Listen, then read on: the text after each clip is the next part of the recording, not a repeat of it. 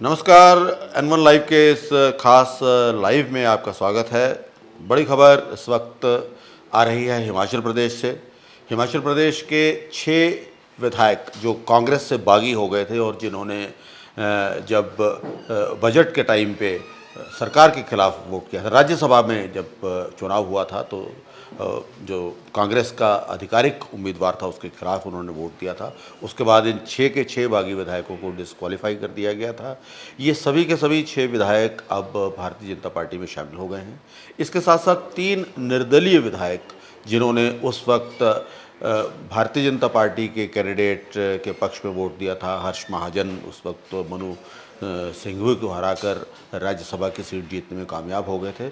उन तीनों निर्दलीय विधायकों ने भी भारतीय जनता पार्टी का दामन थाम लिया है। ये सभी के सभी 9 विधायक भारतीय जनता पार्टी में शामिल हो गए हैं।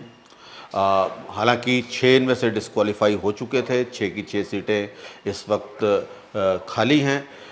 इन 6 विधायकों ने सुप्रीम कोर्ट में याचिका भी दायर की थी अपनी इस डिस्क्वालिफिकेशन के खिलाफ, लेकिन अब उसको भी ये वापस ले लेंगे। तो ये तय हो गया है कि अब ये दोबारा विधानसभा में नहीं जाने वाले हैं। तो अब लोकसभा चुनावों के साथ ही 6 विधानसभा सीटों पर भी जहां से ये उम्मीदवार, जहां से इन्होंने पहले जीत हासिल की थी, वहां पर अब दोबारा चुनाव होंगे। और जहां तक डील की बात है, जिस तरह की डील पार्टी के साथ इनकी हुई है, तो निश्चित तौर पर हम कह सकते हैं कि ये सभी 6 के 6 विधायक जो हैं वो दोबारा से वहाँ से इलेक्शन कंटेस्ट करेंगे। और कोशिश रहेगी कि अगर भारतीय जनता पार्टी इन 6 सीटों पर जीत हासिल करती है तो उसके बाद सुक्खू सरकार के ऊपर जो है वो संकट के बादल आ सकते हैं। लेकिन फिलहाल जो स्थितियां हैं, अब 62 विधायक इस समय हिमाचल प्रदेश में रह गए हैं और उसमें अभी भी जो मेजॉरिटी है वो सुक्खू के पास कंफर्टेबल मेजॉरिटी है, भारतीय जनता पार्टी के पास सिर्फ 25 सीटें हैं। लेकिन ये स्थितियां जो हैं वो बदल सकती हैं अगर विधानसभा के बाद इन 6 सीट्स पर परिणाम जो है वो भारतीय जनता पार्टी के पक्ष में आते हैं।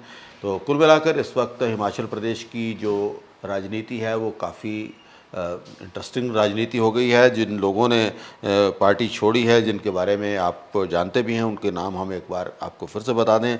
राजेंद्र राणा मेन हैं, जो कि पूरी तरह से इस पूरे के पूरे ग्रुप के नेता कहे जा सकते हैं और वो ही भारतीय जनता पार्टी के साथ सारी नेगोशिएशंस भी कर रहे थे और वो तो हैं ही हैं। इसके अलावा सुधीर शर्मा जो दूसरे प्रमुख विधायक हैं वो छोड़ के गए हैं। रवि ठाकुर, इंद्रदत्त लखनपाल, देवेंद्र भुट्टो और चेतन शर्मा जो हैं ये विधायक हैं जो अब भारतीय जनता पार्टी में शामिल हो गए हैं डिस्क्वालीफाई होने के बाद। इसके अलावा 3 जो निर्दलीय विधायक हैं वो भी भारतीय जनता पार्टी में शामिल हो गए हैं। तो अब देखना होगा कि आगे की स्थितियां कैसे बनती हैं।